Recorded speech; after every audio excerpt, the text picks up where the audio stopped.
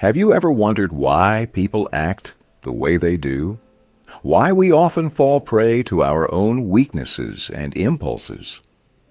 The Laws of Human Nature by Robert Greene dives deep into the core of human behavior, revealing the underlying motivations and vulnerabilities that shape our actions. From our tendency to be short-sighted and greedy to our quick temper over trivial matters, Greene uncovers the hidden forces that drive us. Imagine understanding these forces so well that you can navigate life's challenges with ease, avoiding traps and manipulations set by others. Picture a life where you can rise above your own weaknesses to achieve greater success and fulfillment. This book isn't just about understanding others. It's about mastering yourself. In this summary, we will explore the stories of renowned individuals who have transcended their human flaws and achieved remarkable success. They were not perfect, no one is, but they learned to control their weaknesses and turn them into strengths. By understanding and applying the laws of human nature, you too can transform your life. Join us as we delve into the fascinating tales of people like Coco Chanel, Anton Chekhov, Martin Luther King Jr., and Queen Elizabeth I. Learn how they overcame their vulnerabilities and used their understanding of human nature to their advantage. By the end of this summary, you'll have the tools and insights needed to navigate your own path to success, free from the pitfalls of our inherent flaws. Are you ready to unlock the secrets of human nature and take control of your destiny? Let's dive in. The Law of Covetousness. Gabrielle Chanel was only 11 years old when her mother passed away. Her father enrolled Gabrielle and her two sisters in a convent in France and never returned to see them again. One day, Gabrielle discovered some romantic novels in the convent, likely brought in from the outside. From that moment, Gabrielle became enchanted with Cinderella-type stories, comparing herself to the princesses in these tales, poor in childhood, but eventually marrying a prince and living a happy life. At 18, Gabrielle left the convent and went to boarding school to study seamstress work. Along with her studies, she explored different parts of town and developed a passion for theater. Gabrielle admired the colorful clothes and makeup of the actresses in the theater and decided she wanted to become a famous actress herself. She joined a theater group and adopted the stage name Coco Chanel. Through her theater work, Gabrielle learned dancing, singing, and acting. However, Gabrielle soon realized that she hadn't yet achieved the success she deserved. She noticed that many actresses were supported by wealthy lovers who funded their luxurious lifestyles.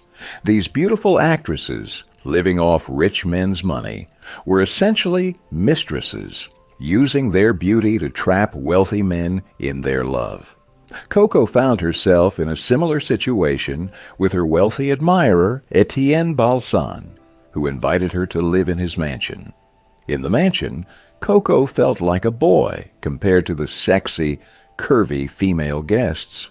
Although she could have captivated any man, she was restless and unsatisfied with her life. One day, Coco entered Mr. Balsan's bedroom and explored his wardrobe, finding dresses to try on. She wore button shirts, coats, pants, and hats, coming up with the idea of an androgynous style, a mix of male and female clothing styles. Coco stopped wearing corsets and gowns, feeling free and comfortable in men's clothing. Other actresses envied her style because it suited Coco's body so well. Mr. Balsan was also enamored with her new look. Coco Chanel realized what she wanted in life, the same freedom and power that men had in society, even if it was only through fashion.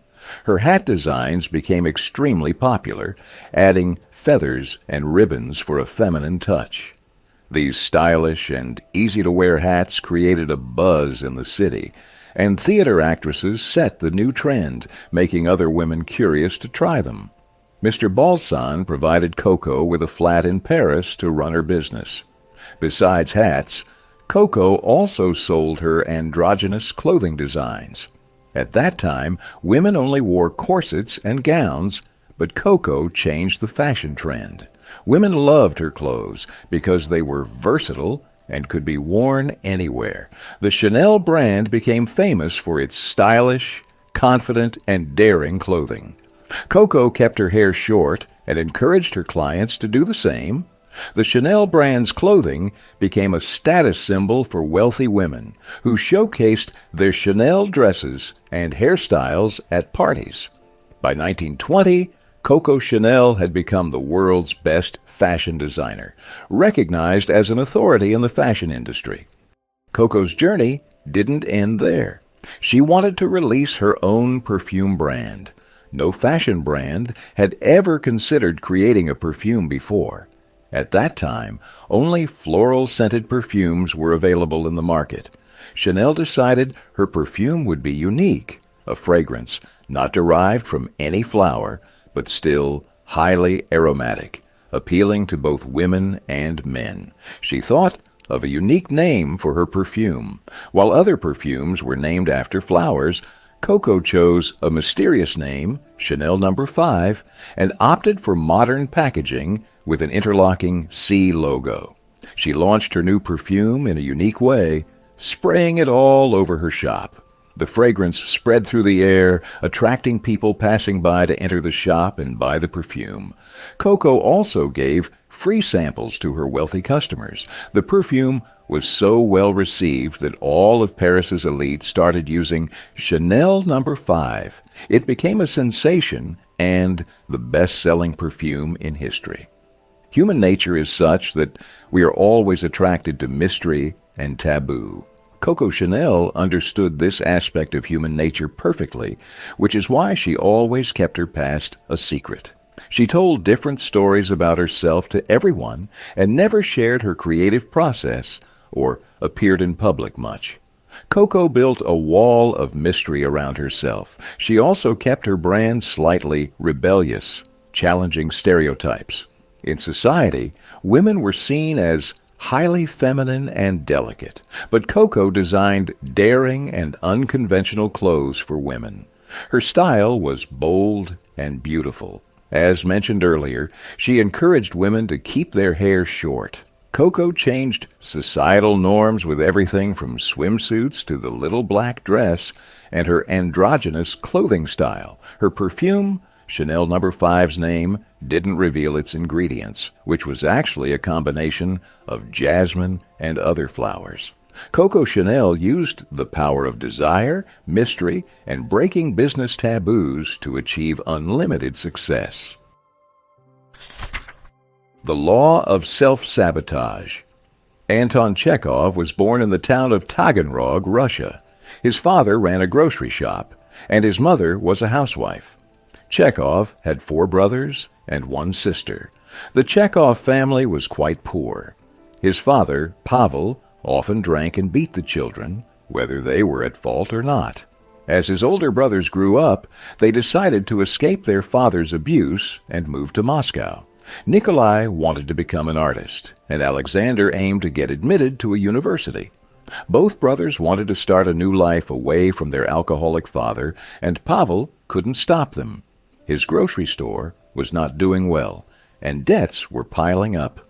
One night, Pavel left home quietly, abandoning his family to escape his creditors. The rest of the Chekhov family was also forced to leave home and move to Moscow. Only Anton stayed behind to complete his studies. At that time, Anton was just 16 years old. He had no money and no family with him. Anton somehow managed to survive, feeling the most anger towards his father. For a while, he sank into depression, but then decided to face life's problems head-on. He started earning money by becoming a family tutor. Anton was determined to become a doctor and worked hard towards this goal. He took on as many tutoring jobs as possible and studied in the town library, losing himself in the world of fiction. Gradually, Anton began writing his own stories. He was a self-made man, and took great pride in this fact. Though his town of Taganrog remained the same, Anton had changed. He sought more knowledge, and was driven by his ambitions. Meanwhile, he received a letter from his brother in Moscow, saying that their father was causing trouble again. Anton wrote back to Alexander, "Forget about father, and focus on improving yourself." He told Mikhail, "Never think of yourself as worthless. You have to prove your self-worth more than others." Anton had forgiven his father for his actions, understanding that perhaps Pavel had been beaten often in his own childhood. Pavel's negativity stemmed from his father forcing him to become a merchant instead of an artist. The bitterness and anger were passed down to Anton and his siblings, but Anton refused to live a life filled with anger and hatred. He wanted a normal, happy life for himself and his siblings, without seeking anyone's pity. Work and love, love and work became Anton's new motto, and he wanted to share this with his siblings and others for a happier life. Through his short stories and plays, Anton spread the message of work and love. In 1879, Anton moved to Moscow to study medicine and live with his family.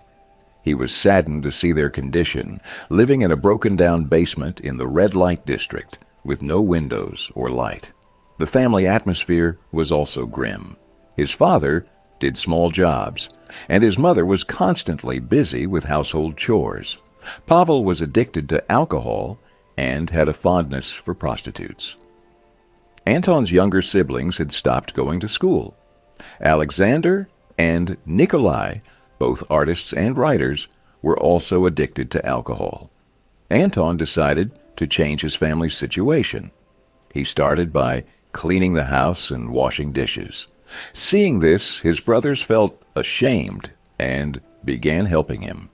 Anton saved the money he received from his medical scholarship and worked hard to send his younger siblings back to school.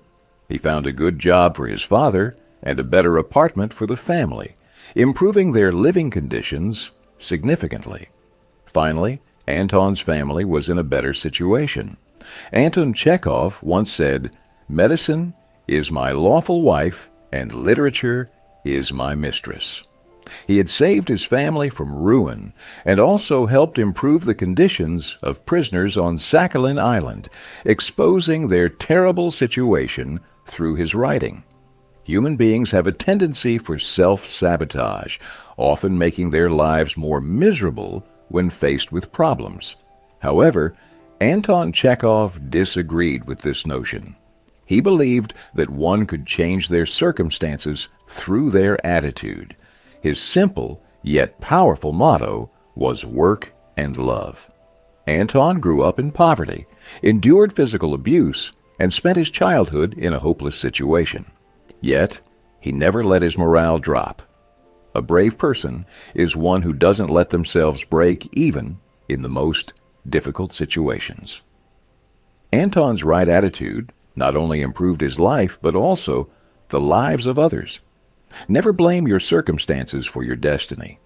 No matter how many negative people surround you, never let yourself fall. The choice is in your hands. This is your life, and you can make it what you want. We can learn a lot from Anton Chekhov's story and give our lives a right direction. The Law of Aimlessness. Martin Luther King Jr. was born into a middle-class black family in Atlanta, Georgia. His father, a prominent church pastor, wanted Martin to study theology in college and eventually become a pastor like him upon retirement. While Martin did follow his father's wishes and studied theology, he didn't want to limit his knowledge to just that. He read books by Karl Marx and was greatly inspired by Marx's and Gandhi's ideas.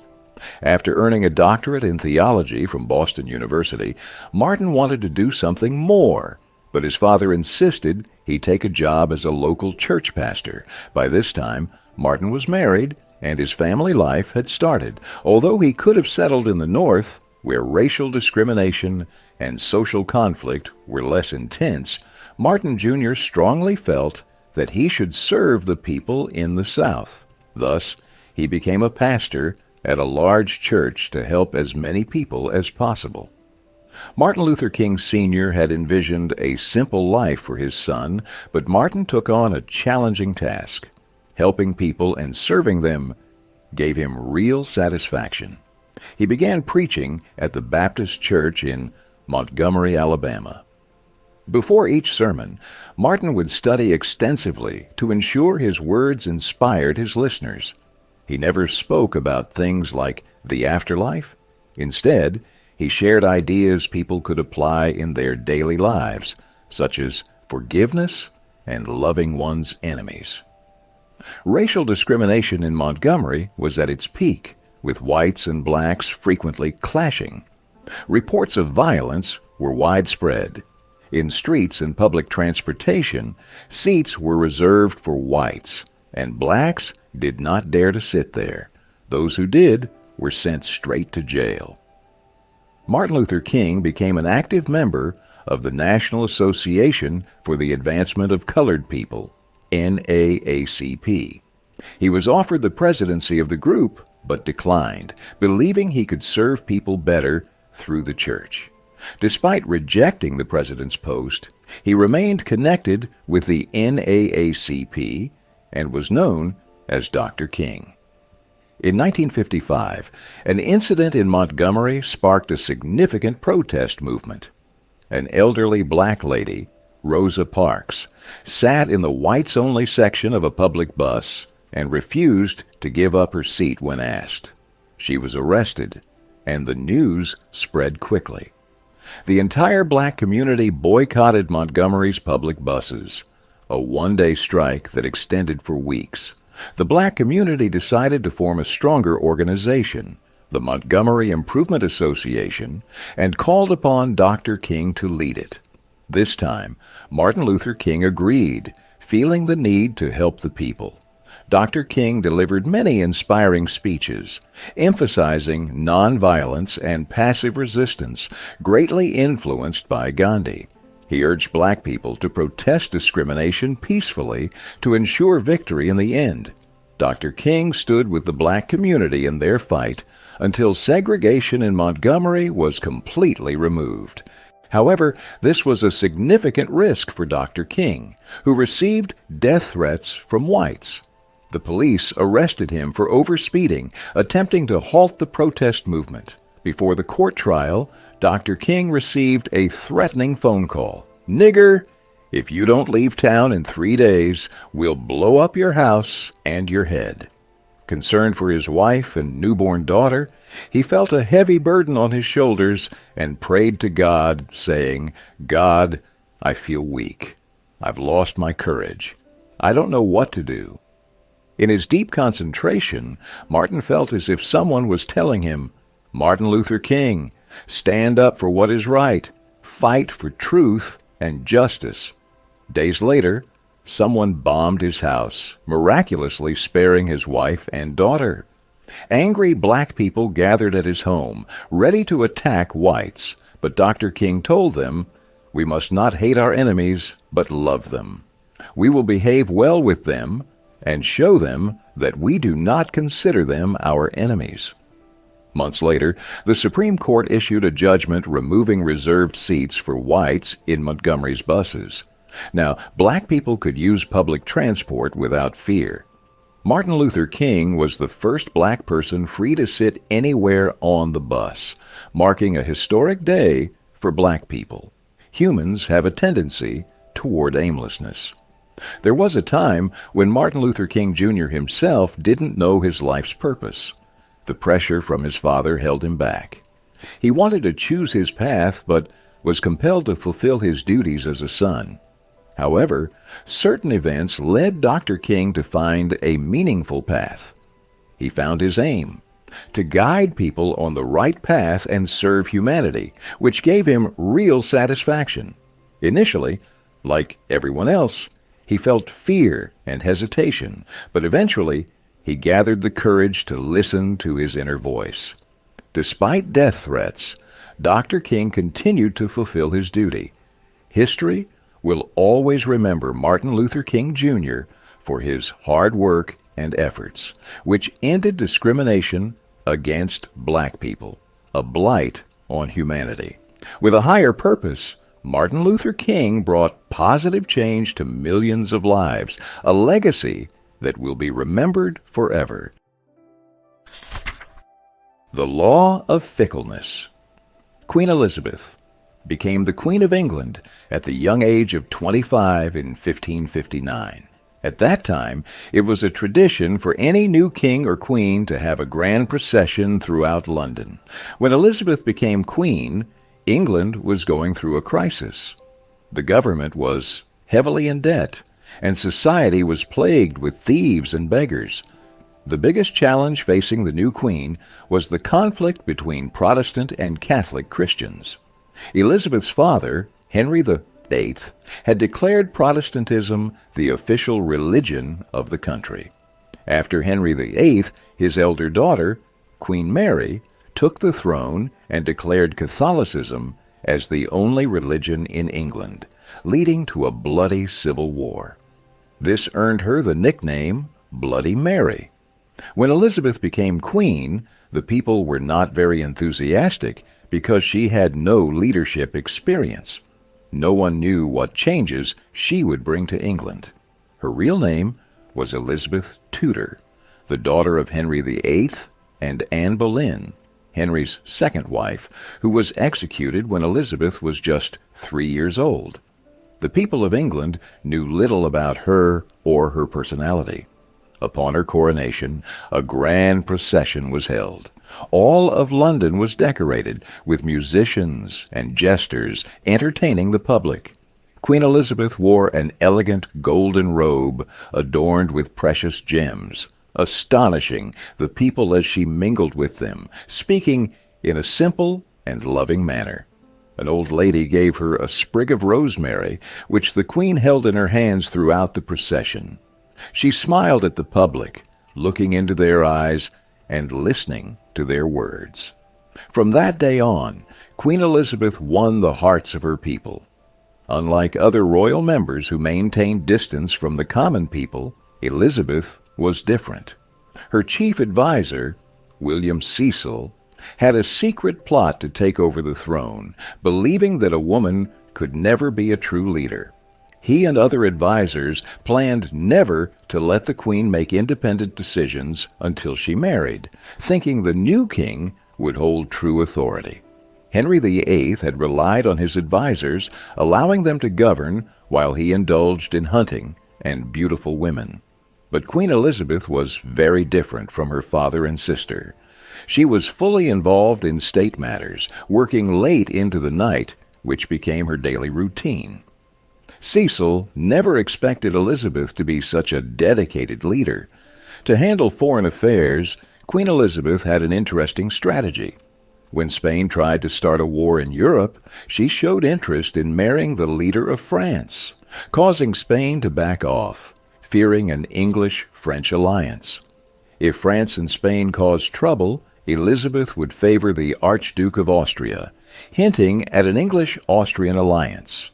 Once she achieved her goal, her intentions would cool off. There came a time when Parliament threatened to cut royal funding if the Queen did not marry soon. Elizabeth would then show interest in some king, prince, or archduke, making people believe she was going to marry. As soon as she secured the funding, she would find an excuse to withdraw her marriage proposal. Queen Elizabeth used this trick for years to avoid marriage, proving that she could rule England on her own. Neither advisers nor suitors could challenge her.